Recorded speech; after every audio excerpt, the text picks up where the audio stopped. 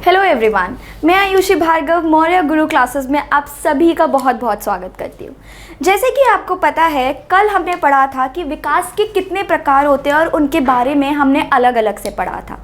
यानी कल हमने पढ़ा था टाइप्स ऑफ डेवलपमेंट। आज हम शुरुआत करेंगे उसी के आगे टॉपिक से, जो कि है विकास के सिद्धांत या फिर प्रिंसिपल्स ऑफ डेवलपमेंट। तो चलिए आइए शुरुआत करते हैं। सबसे पहले हम शुरुआत करेंगे, जब हम देखेंगे प्रिंसिपल्स ऑफ डेवलपमेंट के या फिर सिद्धांतों की बात करेंगे तो हम 10 सिद्धांत बात करेंगे और सारे सिद्धांतों के बारे में अलग अलग से बात करते हुए उनके बारे में डिटेल में आगे चलेंगे।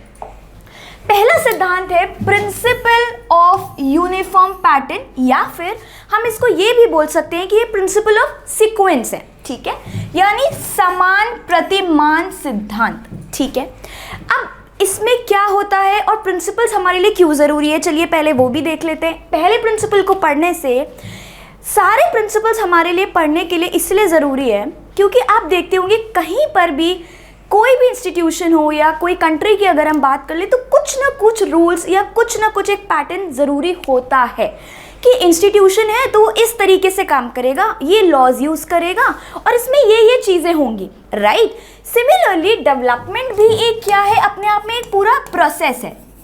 विकास क्या है, एक पूरा प्रोसेस है।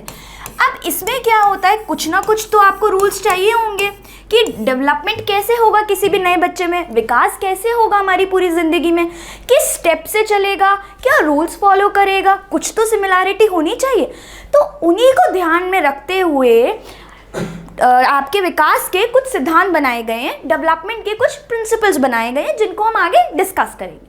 तो पहले प्रिंसिपल जैसे हमने देखा, प्रिंसिपल ऑफ यूनिफॉर्म पैटर्न या फिर समान प्रतिमान सिद्धांत। अब ये नाम से ही समझ आ रहा है यूनिफॉर्म पैटर्न।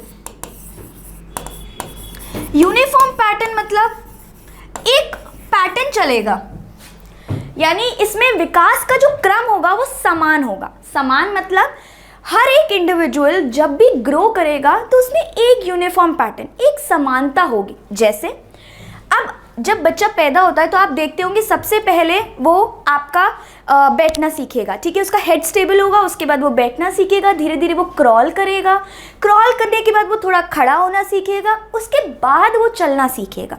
ठीक है, ऐसे ही ये तो फिजिकल डेवलपमेंट की हमने बात कर ली कि एक क्रमिक सीक्वेंस ये फॉलो कर रहा है। ठीक है, ऐसे ही लैंग्वेज डेवलपमेंट की जब आप बात देखेंगे तो लैंग्वेज डेवलपमेंट में भी आप देखेंगे कि लैंग्वेज डेवलपमेंट में भी क्या होता है, लैंग्वेज डेवलपमेंट में पहले बच्चा बोलने से पहले बैबल करता है, मम्मा मम्मा मा ऐसे बोलने की कोशिश करता है। तो वो क्या है, वो एक तरीके का बैबलिंग है।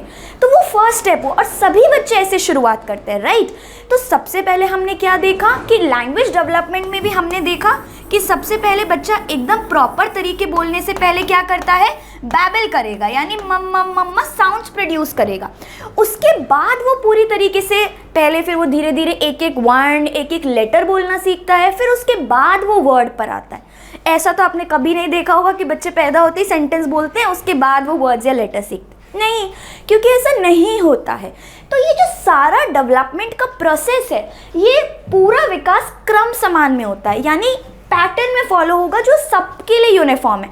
चाहे वो विदेश में रह रहा हो, चाहे वो ऑस्ट्रेलिया में रह रहा हो, चाहे वो इंडिया में रह रहा हो, सब जगह एक ही यूनिफॉर्म पैटर्न चलेगा। आप कहीं पे भी देख लीजिए, बच्चा पहले थोड़ा सा अपना हेड स्टेबल करता है, उसके बाद वो थोड़ा बैठना सीखता है, उसके बाद उसके पैरों में क्रॉल वो करता है, उसके बाद वो चलना सीखता है, उसके बाद फिर वो दौड़ना सीखता है। ठीक है, पहले आपने कभी नहीं देखा होगा कि बच्चा पैदा होते ही दौड़ रहा है, नहीं ना, तो वो नहीं होता है। ठीक है, इसीलिए हम बोलते हैं विकास का क्रम समान होता है, चाहे वो कहीं पे भी हो, चाहे वो किसी भी देश में हो।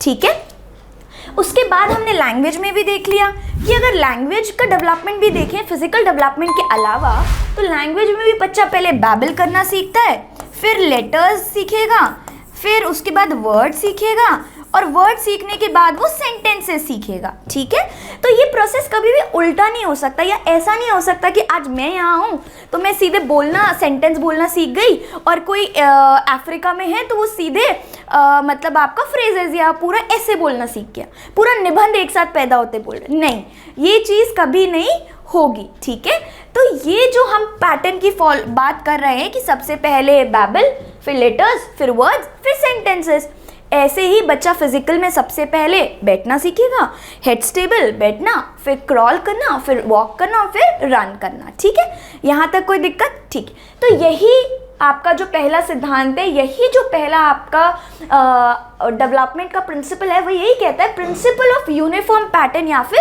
सीक्वेंस। और ये जो सीक्वेंस है ये सब में ही कॉमन है, ऐसा नहीं है कि किसी के लिए अलग होगा, ये सबके लिए कॉमन है और सबके लिए अलाइक है।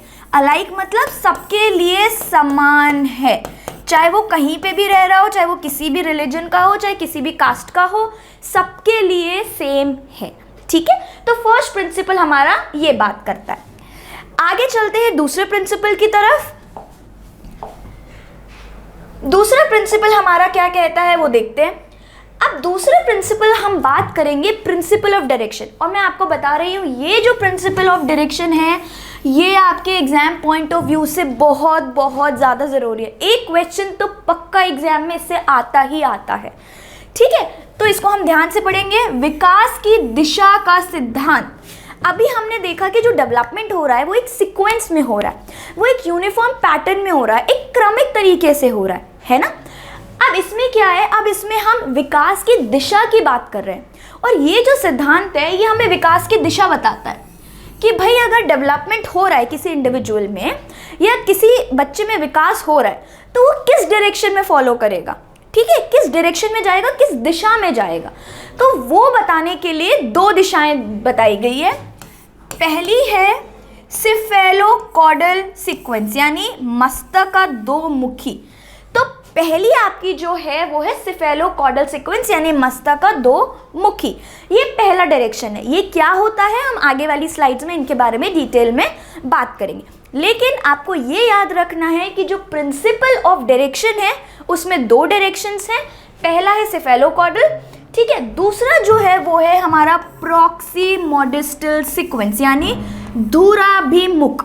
ठीक है, तो आपको ये याद रखना है कि दो डायरेक्शंस दिए थे, पहला सिफेलोकॉडल, दूसरा प्रॉक्सिमोडिस्टल सीक्वेंस। ठीक है, अब इनके बारे में हम अलग अलग से बात करेंगे और बिल्कुल इनके बारे में बहुत डिटेल में चर्चा करेंगे एग्जाम्पल्स के साथ में, ताकि आपको और क्लियर हो जाए। अब विकास की दिशा है, ये विकास की दिशा बता रहे हैं कि भाई डेवलपमेंट कौन सी दिशा में होगा, और उसी से जुड़ा हुआ ये प्रिंसिपल है, उसी से जुड़ा ये सिद्धांत है। ठीक है, चलिए आगे चलते हैं, बात करते हैं नेक्स्ट की। देखिए अब इसमें क्या है, आप जैसे देख पा रहे होंगे अगर, तो देखिए सिफेलोकॉडल, ठीक है, सिफेलोकॉडल हमने देखा था कि सिफेलोकॉडल को एक डायरेक्शन है, पहला डायरेक्शन है जो दिया हुआ है, उसमें देखते हैं सिफेलोकॉडल में कौन सी दिशा में डेवलपमेंट हो रहा है, कौन सी दिशा में विकास हो रहा है। अब हम उसके बारे में चर्चा करेंगे। ठीक है, तो उसका जो डेवलपमेंट हो रहा है वो हो रहा है हेड टू टो डेवलपमेंट। कैसे हो रहा है डेवलपमेंट? हेड टू टो हो रहा है, यानी सिर से पैर की तरफ विकास हो रहा है।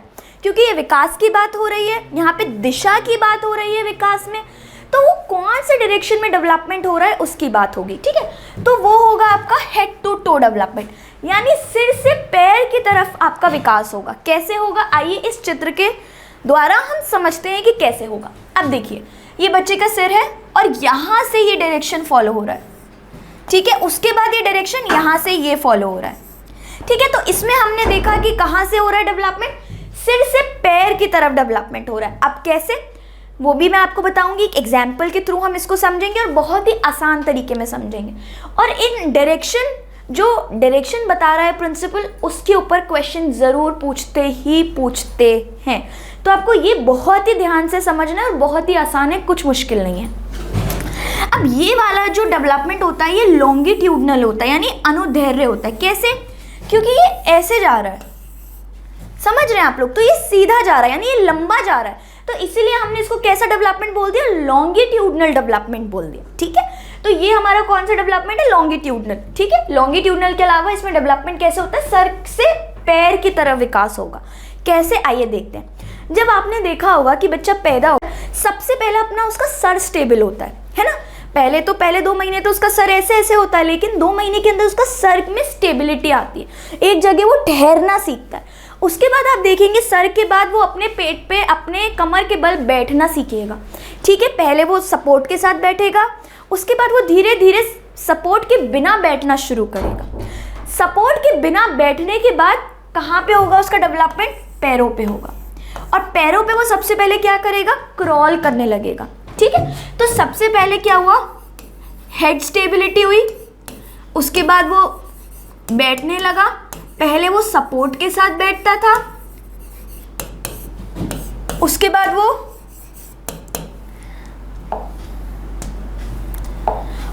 वो विदाउट सपोर्ट बैठने लगेगा।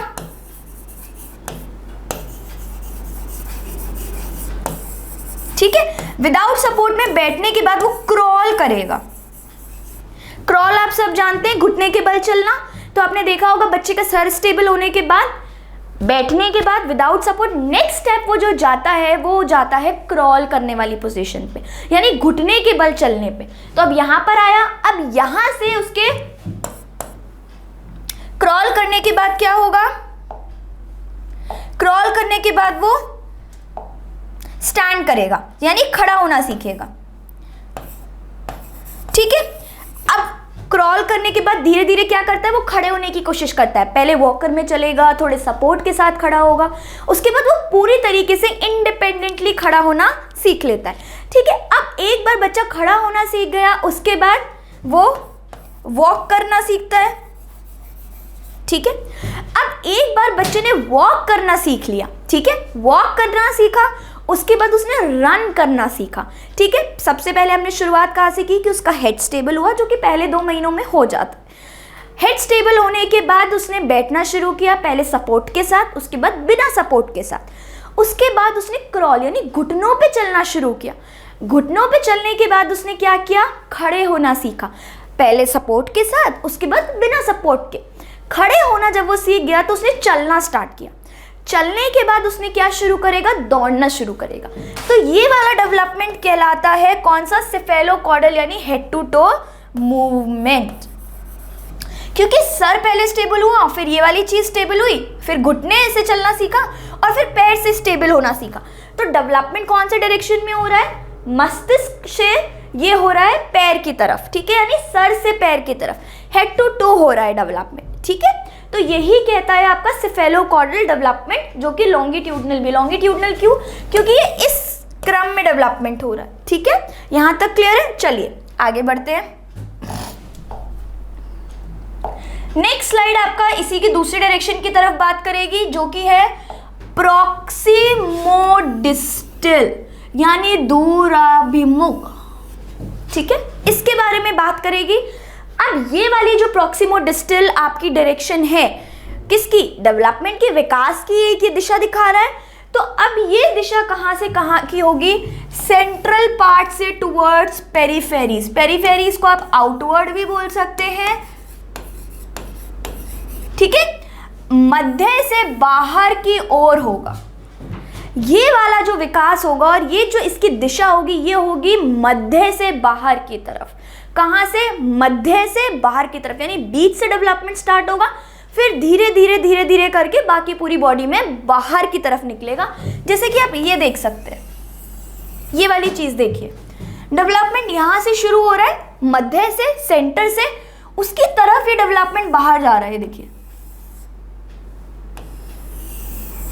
तो ये क्या हो रहा है कि ये मध्य से शुरू होके बाहर की तरफ जा रहा है, यानी ये सेंट्रल से लेके पेरिफेरीज की तरफ। पेरिफेरीज की तरफ मतलब बाहर, यानी आउटवर्ड्स, यानी एक्सट्रीमिटीज। अब आप देखेंगे जैसे ये सर्कल है, ठीक है, अब ये सर्कल सबका सेंटर पॉइंट है, और ये जो कहलाता है ये पेरिफेरी कहलाता है, यानी बाहर की जो लाइनिंग है वो कहलाती है पेरिफेरी, यानी आउटवर्ड यानी एक्सट्रीमिटीज। अगर यहां से कोई यहां जा रहा है तो ये कहलाएगा सेंटर से पेरिफेरी की तरफ जा रहा है, यानी मध्य से बाहर की ओर जा रहा है। ऐसे ही इसमें क्या बताया है कि जो डेवलपमेंट हो रहा है, जो विकास की दिशा होगी, वो कहां से कहां की होगी? वो होगी मध्य से बाहर की तरफ। ठीक है, जैसा कि आप इसमें देख सकते हैं। ठीक है, तो अब अगर हम आगे चलें तो हम ये देख रहे हैं कि जब अगर विकास आपका दिशा बाहर की तरफ जा रही है, मध्य से, यानी सेंट्रल पार्ट से टुवर्ड्स पेरिफेरी जा रही है, यानी आउटवर्ड्स जा रही है, तो उसका एग्जाम्पल अब हम देखते हैं। सबसे पहले अभी हमने बात करी थी आपका फर्स्ट वाले डायरेक्शन की, अब हम बात करें सेकेंड वाले की। जब सिफेलोकॉर्डल पढ़ रहे थे तो सिफेलोकॉर्डल में हमने देखा था हेड से स्टार्ट लेके नीचे बॉटम तक जा रहा है, यानी हेड टू टो जा रहा है, इसमें अंदर से बाहर की तरफ। तो अब इसमें क्या होगा, सबसे पहले आपका बैकबोन यानी स्पाइनल कॉर्ड, सबसे पहले किसका डेवलपमेंट हो रहा है, सबसे पहले होगा आपका स्पाइनल कॉर्ड, जो आपके सारे चीज़ें बीच में, हार्ट का डेवलपमेंट होगा, स्पाइनल कॉर्ड का डेवलपमेंट होगा। उसके बाद आप देखेंगे कि आउटवर्ड डेवलपमेंट हो रहा है। पहले स्पाइनल कॉर्ड हो गया, हार्ट हो गया, फिर अब ये बाहर जाएगा, अब ये बाहर की तरफ जाएगा। यानी सबसे पहले बच्चे के फोर आर्म यानी अपर आर्म डेवलप होंगे, अपर आर्म डेवलपमेंट होने के बाद उसका ये हार्ट डेवलप होगा, हार्ट डेवलप होने के बाद उसकी ये फिंगर्स डेवलप होंगी, यानी फिर हाथ आएगा। सबसे पहले अपर आर्म, फिर फोर आर्म, फिर उसके बाद हैंड्स, यानी फिर उसकी फिंगर्स, हैंड्स के बाद उसकी डेवलप होंगी फिंगर्स। तो ये वाला प्रोसेस कैसे जा रहा है कि पहले बीच की चीज़ें डेवलप हो गई, यानी स्पाइनल कॉर्ड, हार्ट डेवलप हो गया, उसके बाद अब बाहर की तरफ विकास हो रहा है। दिशा कहाँ से जा रही है, मध्य से बाहर की तरफ। तो कैसे होगा कि पहले आपका हार्ट और स्पाइनल कॉर्ड, फिर उसके बाद ये अपर आर्म, फिर अपर आर्म के बाद ये वाला फोर आर्म, फोर आर्म के बाद उसका हार्ट डेवलप हुआ और उसके बाद उसकी फिंगर्स डेवलप हो गई। तो देख सकते हैं आप, ये एरो भी यहीं की तरफ दिखा रहा है कि पहले ये वाला पार्ट, फिर ये वाला पार्ट, फिर ये वाला, और फिर आपकी फिंगर्स। ऐसे ही पहले आपकी थाइज, फिर आपका लोअर लेग, और फिर आपका फुट, और फिर उसके टोज। तो ये ऐसे ही डेवलपमेंट होगा। ठीक है, पहला डेवलपमेंट जो हमने पढ़ा था सिफेलोकॉर्डल, उसमें बोला था कि डेवलपमेंट कहाँ से कहाँ होगा, उसमें डेवलपमेंट बताया था, उसमें डेवलपमेंट होगा हेड टू टो, यानी हेड से स्टार्ट होगा और टो की तरफ जाएगा। ठीक है, इसमें डेवलपमेंट हो रहा है, कहाँ की तरफ डेवलपमेंट हो रहा है, सेंट्रल पार्ट से लेके पेरीफेरी की तरफ, यानी आउटवर्ड। अगर पेरीफेरी को आसान शब्दों में हम लोग माने तो वो है आउटवर्ड। ठीक है, पेरीफेरी का मतलब आउटवर्ड, यानी सेंट्रल से आउटवर्ड की तरफ होगा, प्रॉक्सिमो डिस्टल में यानी दूराभिमुख में। और अगर हम इसकी बात करें, जो हमने सिफेलोकॉर्डल फर्स्ट डायरेक्शन पढ़ा था, उसमें हमारा जो होगा विकास वो कैसे होगा, हेड टू टो। ठीक है, यहाँ तक कोई समस्या, यहाँ तक कोई दिक्कत? तो आपको ये बहुत अच्छे से याद रखना है, क्योंकि इसके ऊपर क्वेश्चन आता ही आता है, और ये हर एग्जाम में इस पे क्वेश्चन एक तो आता ही आता है। तो आपको बिल्कुल कंफ्यूज नहीं होना है, अच्छे से पढ़ना है। आप ये याद कर लीजिए, प्रॉक्सिमो डिस्टल, ठीक है, यानी जो आपका सेंट्रल पार्ट से लेके टुवर्ड्स पेरीफेरी जा रहा है। ठीक है, और सिफेलोकॉर्डल यानी हेड टू टो। ठीक है, चलिए आगे बात करते हैं। थर्ड प्रिंसिपल की अब हम लोग बात करते हैं। हमने दो पढ़ लिए, यूनिफॉर्म पैटर्न और डायरेक्शन। अब हम बात करेंगे प्रिंसिपल ऑफ कॉन्टिन्यूटी या फिर चेंज। अब ये जो निरंतरता का सिद्धांत, यानी चेंज हो रहा है आपका डेवलपमेंट, कैसे? अब ये जो प्रिंसिपल कह रहा है, ये इसमें दो बातें हैं, या तो ये कॉन्टिन्यूटी है और चेंज है। सबसे पहले हम कॉन्टिन्यूटी के बारे में बात करते हैं। कॉन्टिन्यूटी में ये वाला जो डेवलपमेंट का प्रिंसिपल है, ये कहता है नेवर एंडिंग प्रोसेस है डेवलपमेंट, यानी कभी ना रुकने वाली प्रक्रिया है विकास। ठीक है, विकास एक ऐसी प्रक्रिया है जो कभी नहीं रुकती। ठीक है, ये जब हमने ग्रोथ और डेवलपमेंट पढ़ा था शुरुआत में, हमने तभी देख लिया था ग्रोथ एक पॉइंट पे आके रुक जाती है जब मैच्योरिटी हम अटेन कर लेते हैं, लेकिन डेवलपमेंट एक ऐसा है जो हमारी जिंदगी में नहीं रुकता। हमने इंग्लिश में उसके लिए टर्म भी पढ़ा था। क्या टर्म था? वूम टू टोम, वूम टू टोम ये पढ़ा था। यानी हमने इसका मतलब समझा था गर्भ से कब्र तक, है ना। तो डेवलपमेंट हमारा तब से लेके जब से हम पैदा नहीं, प्रीनेटल पीरियड से, ठीक है, प्रीनेटल से जब तक हमारी जिंदगी खत्म नहीं हो जाती तब तक पूरा विकास चलता है, यानी गर्भ से कब्र तक, वोम टू टोम पूरा विकास चलेगा। ठीक है, अब वह हमने पढ़ लिया था, तो यही उसका थर्ड प्रिंसिपल है जो हमने पहले वाले टॉपिक से लिया है कि जो डेवलपमेंट है, जो विकास है, वो निरंतरता का सिद्धांत बता रहा है कि कभी ना रुकने वाली प्रक्रिया। डेवलपमेंट कभी स्टॉप नहीं होगा, पूरे लाइफ लॉन्ग आपका चलेगा। प्रीनेटल से ये स्टार्ट हो जाता है और ये आपकी डेथ तक चलता है। ठीक है, तो ये प्रोसेस पूरे टाइम चलेगा। और डेवलपमेंट हमको पता है सारे एस्पेक्ट्स में होता है, सिर्फ फिजिकल एस्पेक्ट में ही नहीं। हमने देखा था सिर्फ फिजिकल एस्पेक्ट में ही नहीं, ये किस किस में होता है, ये सोशल एस्पेक्ट में भी आपका होगा, ये आपका इमोशनल एस्पेक्ट में भी होगा, सामाजिक में भी होगा, शारीरिक में भी होगा। और हमने किस किस में आपके डेवलपमेंट पढ़े थे, इमोशनल हो गया, सोशल हो गया, हमने मेंटल इंटेलेक्चुअल यानी मानसिक विकास भी पढ़ा था। तो ये सब चीज़ें सारे डेवलपमेंट में पूरे टाइम चलती रहेंगी, ये सब का डेवलपमेंट होगा आपकी पूरी life long, never ending process है। ठीक है, अब हम आगे बात करते हैं नेक्स्ट की, अगर इसमें कोई दिक्कत हो। और एक और चीज़, चेंज, जो इसमें चेंज लिखा है, चेंज का मतलब है आप जब ये हम बोल रहे हैं कि ये नेवर एंडिंग प्रोसेस है, मतलब ये कभी रुकने वाली प्रक्रिया नहीं है, तो कुछ ना कुछ बदलाव तो आ ही रहा होगा। जब आप बच्चे रहते हैं, उसके बाद जब ओल्ड एज में आते हैं या एडोलेसेंस में आते हैं, तो चाइल्डहुड से एडोलेसेंस में कोई चेंज आ रहा है, एडोलेसेंस से आपका अडल्टहुड में कोई चेंज आ रहा है, अडल्टहुड से आपका मेच्योरिटी जो आपकी ओल्ड एज है उसमें भी कोई चेंज आएगा। तो कॉन्टिन्यूअस डेवलपमेंट के साथ, यानी कॉन्टिन्यूअस आपके विकास के साथ सारे क्षेत्रों में आपका ये चेंज भी आएगा, परिवर्तन भी आपको देखने मिलेगा। ज़रूरी तो नहीं है ना पहले आपका फिजिकल स्ट्रक्चर जैसा था बचपन में वैसा ही रहेगा, नहीं, कुछ टाइम तक चेंज होता है। सोशल, इमोशनल, मेंटल, ये सब आपके कहीं ना कहीं चेंज होते रहते हैं। इन सब में कोई ना कोई चेंजेस आपको देखने मिलते हैं, क्योंकि ये नेवर एंडिंग है, क्योंकि ये कॉन्टिन्यूअस है, कभी नहीं रुकता। तो कभी नहीं रुकेगा तो कुछ ना कुछ तो चेंजेस आएंगे ही ना। तो यही है हमारा third principal, principle of continuity या फिर चेंज। ठीक है, ये हमारा तीसरा सिद्धांत है। ठीक है, कोई दिक्कत? चलिए आगे बढ़ते हैं।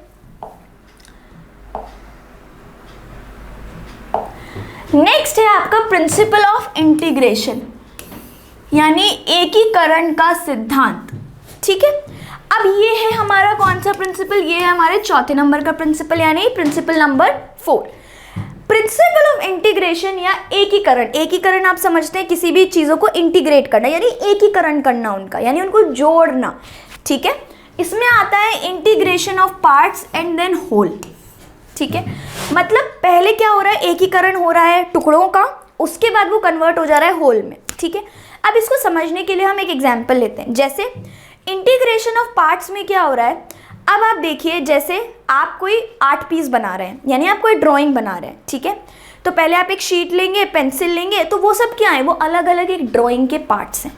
ठीक है, वो ड्रॉ करने के लिए आपको चाहिए, आप शीट लेंगे, थोड़ा सा ड्राइंग बनाएंगे, फिर थोड़ा सा बनाएंगे, तो ये सब क्या हो रहा है, ये पार्ट्स में काम हो रहा है, ये अलग अलग पार्ट्स है। ठीक है, फिर जब पूरा आपके पार्ट्स कंबाइन हो जाएंगे तो वो बन जाएगी एक ड्राइंग, यानी वो किस में कन्वर्ट हो गई, एक होल में कन्वर्ट हो गई। जो डिफरेंट डिफरेंट आपके पार्ट्स थे वो सब किस में कन्वर्ट हो गए, वो आपके होल में कन्वर्ट हो गए। ठीक है, यानी सारे आपके डिफरेंट पार्ट्स किस में कन्वर्ट हो गए, होल में कन्वर्ट हो गए। ठीक है, अब पार्ट्स जब होल में कन्वर्ट हुए, तो जैसे इसके लिए हम दूसरा एक एग्जांपल लेते हैं। ठीक है, अब आपको बनानी है टी, अब आपको चाय बनानी है। ठीक है, अब आपको चाय बनानी है, तो चाय के लिए आपको डिफरेंट डिफरेंट सामान चाहिए होगा। आपको चाय पत्ती चाहिए होगी, आपको दूध चाहिए होगा, पानी चाहिए होगा, चीनी चाहिए होगी, फ्राई पैन चाहिए होगा, गैस चाहिए होगी, लाइटर चाहिए होगा गैस जलाने के लिए। तो ये सब चीज़ें क्या है, ये सब डिफरेंट डिफरेंट पार्ट्स हैं। ठीक है, अब आप इन जब सारे पार्ट्स का एकीकरण करेंगे, जब इनको इंटीग्रेट करेंगे, तो उससे आपकी चाय बन जाएगी।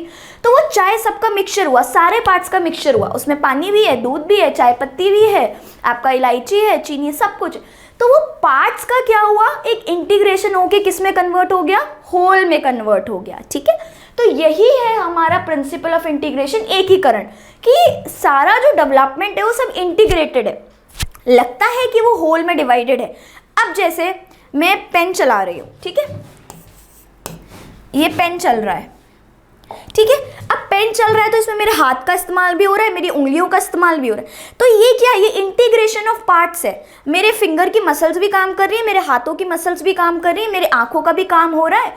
तो ये सब क्या है, ये इंटीग्रेशन ऑफ पार्ट्स है। ठीक है, पहले पार्ट्स अलग अलग हैं, ये पार्ट अलग है, ये पार्ट अलग है, आंखें अलग है, लेकिन जब डेवलपमेंट हो रहा है तो वो कैसे हो रहा है, इंटीग्रेशन ऑफ पार्ट्स का हो रहा है। और किस में हो जा रहा है, होल में, यानी मेरी आंखें, मेरे दोनों हाथ मिलके एक चीज़ पे काम करें, जो कि मैं लिख रही हूँ, तो वो हो गया integration of parts into a whole thing. ठीक है, यहाँ तक कोई दिक्कत? ये भी इंपॉर्टेंट है, आ सकता है। ठीक है, तो चलिए आगे बढ़ते हैं हमारे नेक्स्ट प्रिंसिपल की तरफ, जो कि है प्रिंसिपल ऑफ इंटर डेवलपमेंट, यानी एक दूसरे पे इनकी निर्भरता रहेगी। ठीक है, यानी ये कौन सा सिद्धांत है? ये कह रहा है एक दूसरे पे हमारी निर्भरता डिपेंडेंट रहेगी, इसीलिए इसका नाम है प्रिंसिपल ऑफ इंटर डेवलपमेंट। ठीक है, ये क्या कह रहा है? ईच एरिया, ईच एरिया मतलब एरिया कौन कौन से हुए हमारे?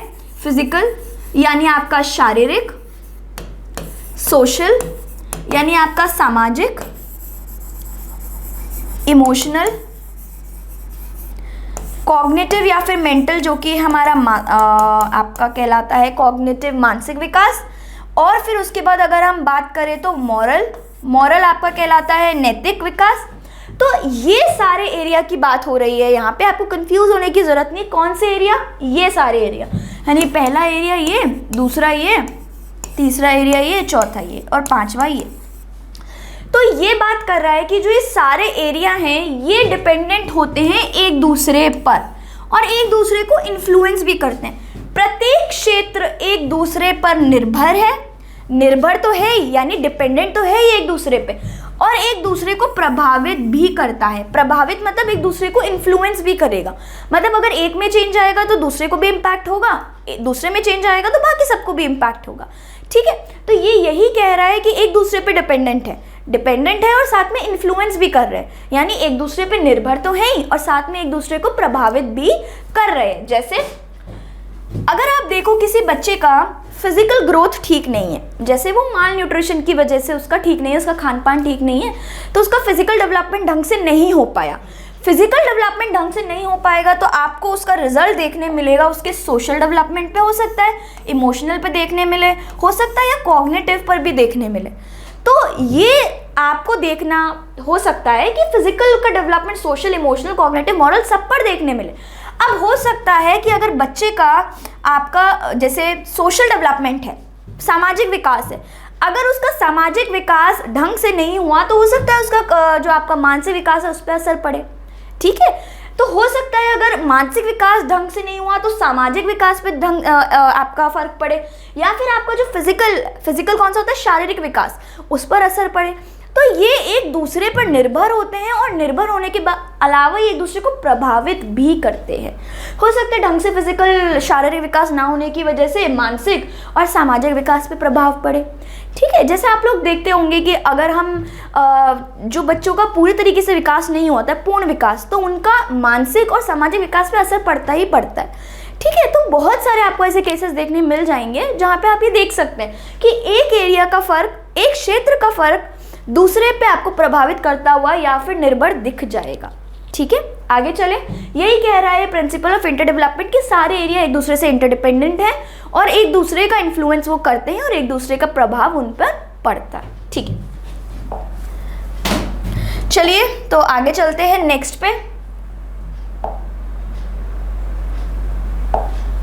अब ये वाला जो प्रिंसिपल है बहुत ज़्यादा इंपॉर्टेंट है, principle of general to specific response, यानी सामान्य से विशिष्ट क्रियाओं की ओर। ठीक है, सामान्य से विशिष्ट क्रियाओं की ओर या फिर जनरल टू स्पेसिफिक रिस्पॉन्स। ये जो डेवलपमेंट है प्रिंसिपल का, ये जो प्रिंसिपल है डेवलपमेंट का, ये कह रहा है कि भाई जो डेवलपमेंट होगा ना वो सामान्य से विशिष्ट क्रियाओं की तरफ होगा, यानी हमेशा डेवलपमेंट बच्चे का कौन सी किसकी तरफ होगा, जनरल टू स्पेसिफिक रिस्पॉन्स होगा। ठीक है, कैसे आइए समझते हैं। और इसमें आपको ये भी चीज़ याद रखनी है कि पहले जनरल रिस्पॉन्स आएगा, पहले आपका जनरल रिस्पॉन्स आएगा। ठीक है, पहले आपका आएगा जनरल रिस्पॉन्स, उसके बाद आपका स्पेसिफिक, और ये सेट है। और यही कह रहा है ये डेवलपमेंट का प्रिंसिपल कि भाई सिद्धांत यही कह रहा है कि पहले क्या होगा, पहले सामान्य क्रियाएं होंगी, उसके बाद ही विशिष्ट क्रियाएं होंगी बच्चे में। डेवलपमेंट ऐसे ही प्रोग्रेस करेगा और ये प्रिंसिपल है, और ये ऑल ओवर का प्रिंसिपल है, ऐसा नहीं सिर्फ इसी देश में लगेगा, सब जगह का यही प्रिंसिपल है कि बच्चा पहले जनरल रिस्पॉन्स देगा उसके बाद स्पेसिफिक देगा, पहले सामान्य क्रियाएं करेगा उसके बाद ही विशिष्ट क्रियाएं कर पाएगा। ठीक है, समझ रहे बात को। अब देखिए ये एग्जाम्पल हम देखते हैं। पहले क्या करता है बच्चा, पहले जब वो देखेगा तो आप देखिएगा जो बच्चा है पहले वो कौन सा रिस्पॉन्स दे रहा है? ये जनरल रिस्पॉन्स है। छोटा बच्चा है, अगर ये कुछ पकड़ने की कोशिश करेगा, मैं आपको इसके 2 एग्जाम्पल देती हूँ।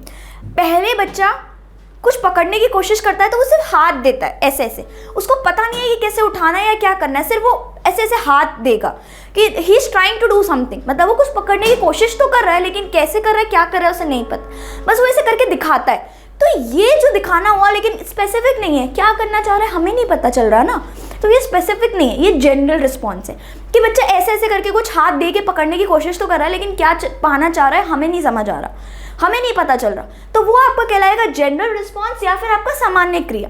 ठीक, अब धीरे धीरे वो क्या करेगा, हाँ धीरे धीरे, ये दूसरा एग्जाम्पल हम पढ़े कि पहले एग्जाम्पल में उसने हाथ दिया, ठीक है, अब जब उसने हाथ दिया तो वो दूसरे चीज़ को क्या करेगा, पकड़ने की कोशिश करेगा, पकड़ने की कोशिश करेगा, ठीक है। तो अभी जब पकड़ने की कोशिश करना हुआ, ये हुआ उसका स्पेसिफिक रिस्पॉन्स, अगर उसने ढंग से पकड़ लिया, ठीक है, तो ये हुआ जनरल से स्पेसिफिक। पहले वो क्या पकड़ना चाह रहा है हमें नहीं पता, सामान्य क्रिया है, उसके बाद स्पेसिफिक क्रिया हुई कि उसने वो चीज़ पकड़ ली। तो पहले कौन सा हुआ, सामान्य, उसके बाद स्पेसिफिक। और क्लियर करने के लिए हम चलते हैं दूसरे एग्जाम्पल की तरफ। अब दूसरा एग्जाम्पल क्या कह रहा है, दूसरा एग्जाम्पल ये कह रहा है कि पहले छोटा बच्चा था तो उसे पता नहीं है, तो वो दोनों हाथों से चीज़ों को पकड़ेगा, हर चीज़ 2 हाथों से ही पकड़ेगा। आपने देखा होगा जब छोटे बच्चे होते हैं, ग्लास भी पकड़ा दो, दूध की बॉटल भी पकड़ा दो, कुछ भी पकड़ा दो, टॉय भी, उनका खिलौना भी होगा, दोनों हाथों से पकड़ेंगे, ठीक है, जनरल रिस्पॉन्स है, दोनों हाथों से पकड़ रहे हैं, तो जनरल रिस्पॉन्स हुआ। फिर उसके बाद बच्चा क्या करेगा, एक हाथ से करने की कोशिश करेगा, ठीक है। आप देखते होंगे कि बच्चा जब फिर पानी पीता है तो एक हाथ से पीने की कोशिश करेगा, 2 हाथों से किस पर आया, एक हाथ की तरफ, एक हाथ से अब आप बात करोगे तो वो चीज़ें उठाना सीख जाता है, छोटी छोटी, जैसे कि मटर दिख गए उसको, या दाल के दाने दिख गए, चावल दिख गए, या छोटे छोटे मोती दिख गए, या छोटे छोटे बॉल दिख गई। तो अब वो जो बॉल उठा रहा है वो कौन सा रिस्पॉन्स हुआ, स्पेसिफिक रिस्पॉन्स। पहले उसने 2 हाथों से पकड़ा, फिर उसने एक हाथ से पकड़ना शुरू किया, फिर उसने उंगलियों का काम लिया, तो उंगलियों से उसने कुछ उठाया, तो ये क्या हो गया, जनरल रिस्पॉन्स था, दोनों हाथों से पकड़ना, फिर स्पेसिफिक कि अब भाई ये उठाना है, आप मटर उठाओ। पहले उसने ग्लास उठाया, फिर उसके बाद एक हाथ से ग्लास पकड़ा, फिर अब मैंने उसे कहा कि ग्लास में मटर है वो उठा दो, तो वो जो मटर उसने ग्लास में से उठाया वो हो गया उसका स्पेसिफिक रिस्पॉन्स। ठीक है, यहाँ तक क्लियर, कोई दिक्कत? तो जनरल टू स्पेसिफिक रिस्पॉन्स बहुत इंपॉर्टेंट है आपका, यानी सामान्य से विशिष्ट क्रियाओं की ओर बहुत ज़रूरी है। ठीक है, तो ये एग्जाम्पल आपको समझ आ ही गया होगा, 2 हाथों से पकड़ा, फिर एक हाथ पे आया, फिर उस ग्लास के अंदर जो चीज़ थी उसने उसको उठाया, तो जनरल रिस्पॉन्स, फिर स्पेसिफिक कि भाई ग्लास में जो मटर है वो उठा दो, तो ये स्पेसिफिक रिस्पॉन्स हो गया। ठीक है, तो हमेशा पहले जनरल रिस्पॉन्स आएगा, बाद में हमेशा स्पेसिफिक रिस्पॉन्स आएगा। ठीक है, यहाँ तक क्लियर, दिक्कत? चलो आगे चलते हैं। अब जो नेक्स्ट प्रिंसिपल है वो है principle of spiral versus linear, यानी वर्तुलाकार बनाम रेखीय प्रगति का सिद्धांत, कि भाई जब डेवलपमेंट हो रहा है तो वो कौन सी प्रगति से हो रहा है, कैसे हो रहा है, ये सिद्धांत वही बात करता है। अब ये सिद्धांत कहता है कि भाई डेवलपमेंट ना कभी भी लीनियर नहीं होगा, कभी भी सीधी लाइन में डेवलपमेंट नहीं होगा, हमेशा स्पाइरल फॉर्म में होगा, लीनियर कभी नहीं होगा, स्ट्रेट लाइन में कभी नहीं होगा, हमेशा घुमावदार होगा। मतलब विकास कभी सीधा और रेखीय नहीं होता है, कभी भी नहीं होगा, हमेशा वर्तुलाकार हो सकता है लेकिन रेखीय कभी नहीं होगा। ठीक है, वर्तुलाकार होगा लेकिन कभी भी रेखीय नहीं होगा।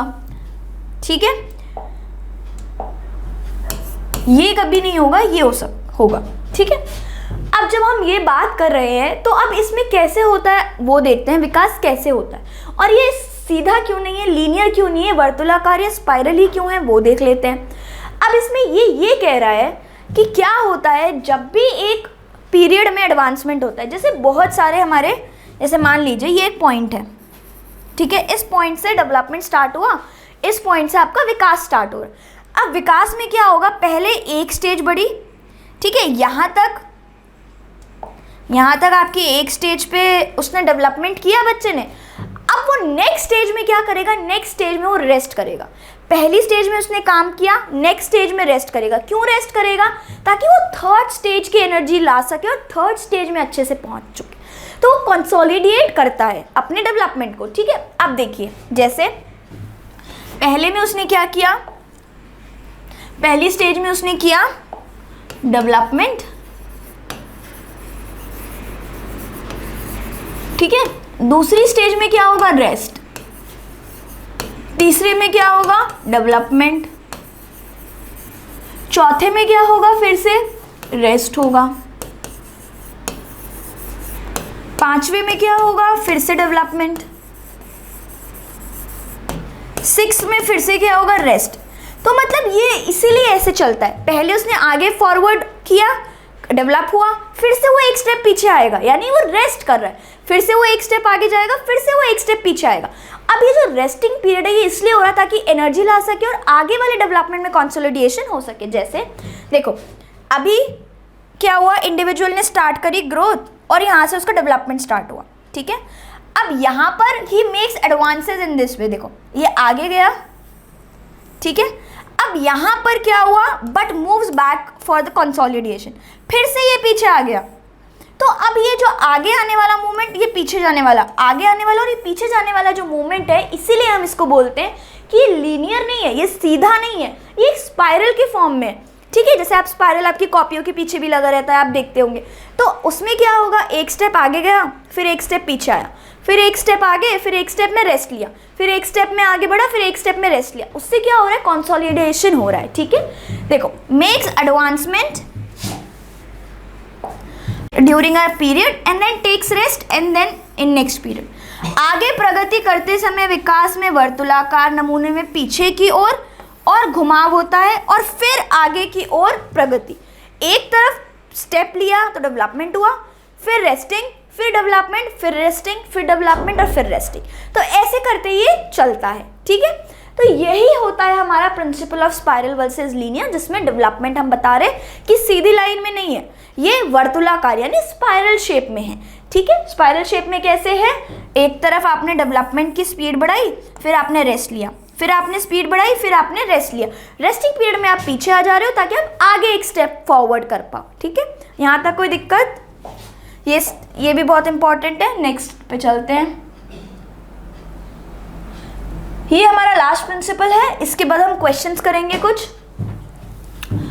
Principle of heredity and environment.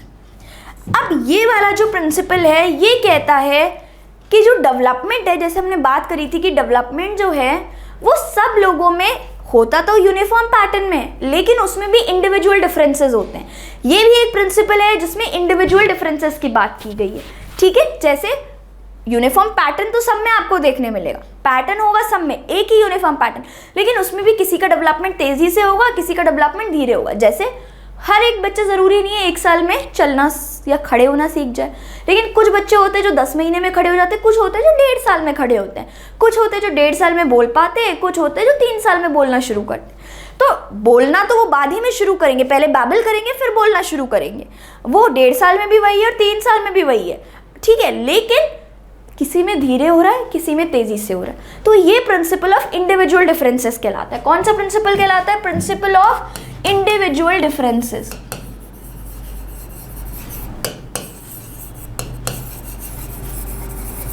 Principle of individual differences जिसमें पैटर्न सेम रहेगा कि भाई होना तो यही है, जाना तो हमें A to Z है, लेकिन कौन, एक बच्चा 2 साल में A to Z याद कर लेता है, एक बच्चा 4 साल में A to Z याद करता है, करते वो सब A to Z ही है, लेकिन कोई 2 साल में कोई 4 साल में। तो यही होता है हमारा प्रिंसिपल ऑफ इंडिविजुअल डिफरेंसेस कि हर किसी में कोई ना कोई, मतलब हर एक इंसान में डिफरेंसेस आपको देखने मिलेंगे, ठीक है। अब हम बात करते हैं कि ये जो इंडिविजुअल डिफरेंसेस आ रहे हैं ना, ये किस वजह से आ रहे हैं। ये आ रहे हैं हमारे 2 फैक्टर्स की वजह से, हेरिडिटी और एनवायरनमेंट, ठीक है। इसको मैं बोल सकती हूँ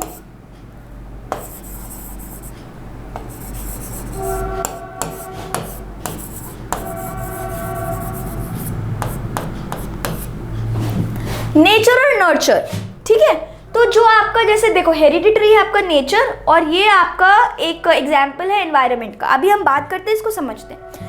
जैसे आपने देखा होगा कि अगर इंडिविजुअल डिफरेंसेस, इनफैक्ट आप देखेंगे जो ट्विंस होते हैं ना, उनमें भी आपको डिफरेंसेस देखने मिलेंगे। जो एक जैसे दिख भी रहे हैं, उनकी पर्सनालिटी अलग होगी, उनकी चॉइसेस अलग होंगी, उनको प्रेफरेंसेस अलग होंगी। मतलब किसी को रेड कलर पसंद होगा, किसी को ब्लू कलर पसंद होगा, किसी को इडली सांभर पसंद होगा तो किसी को डोसा पसंद होगा।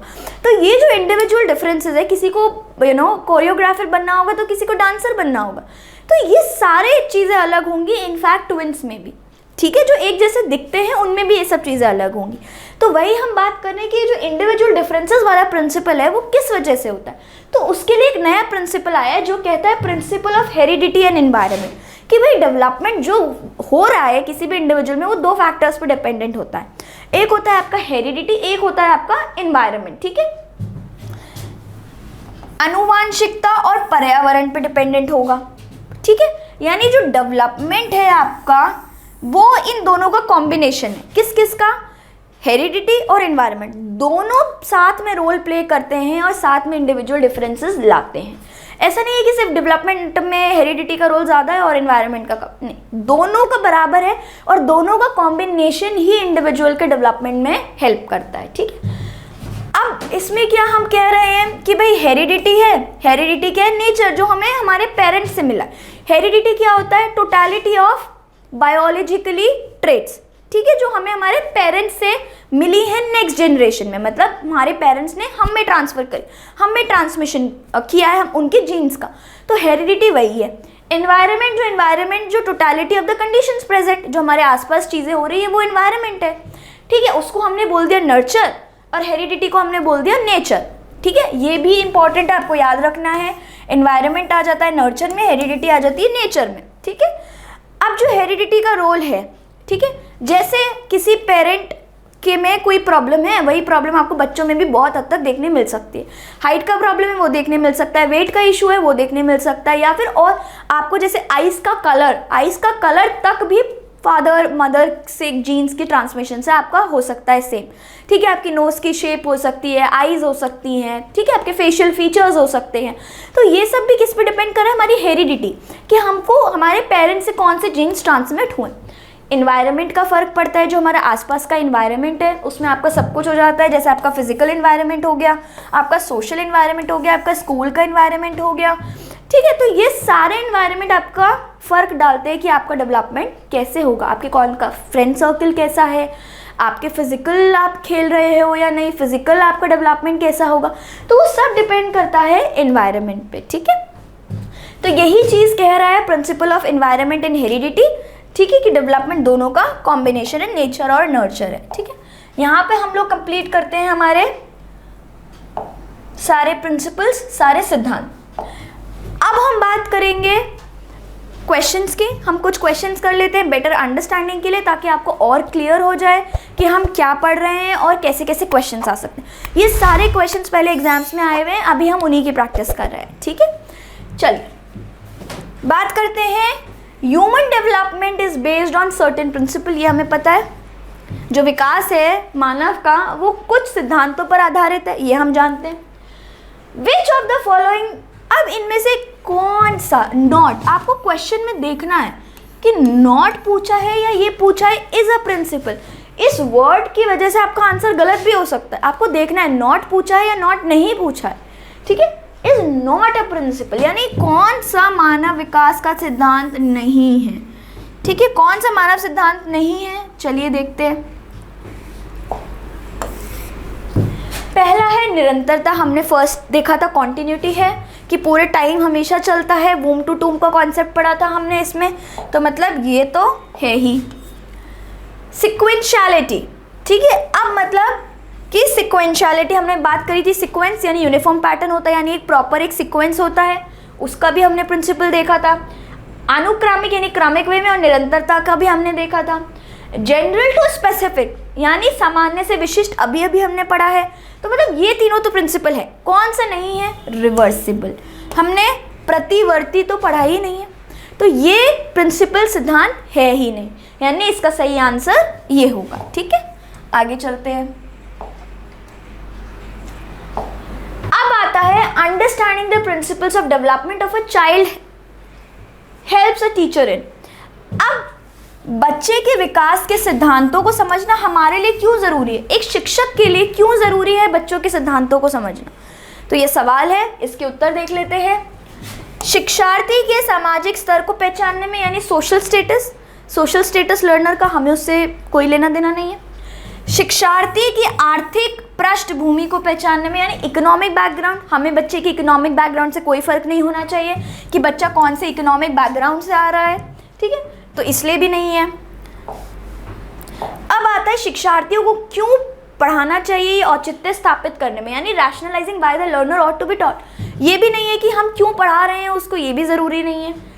ज़रूरी है, नेक्स्ट पॉइंट देखते हैं, शिक्षार्थियों की भिन्न अधिगम शैलियों को प्रभावी रूप में संबोधित, यानी effectively catering to the different learning styles of the learners.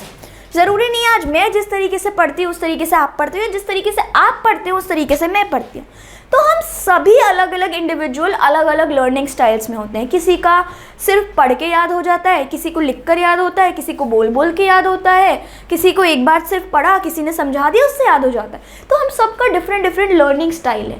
तो उन्हीं डिफरेंट लर्निंग स्टाइल्स के लिए टीचर्स को प्रिंसिपल जानना बहुत ज़रूरी है। तो ये आंसर है, ठीक है। आगे चले,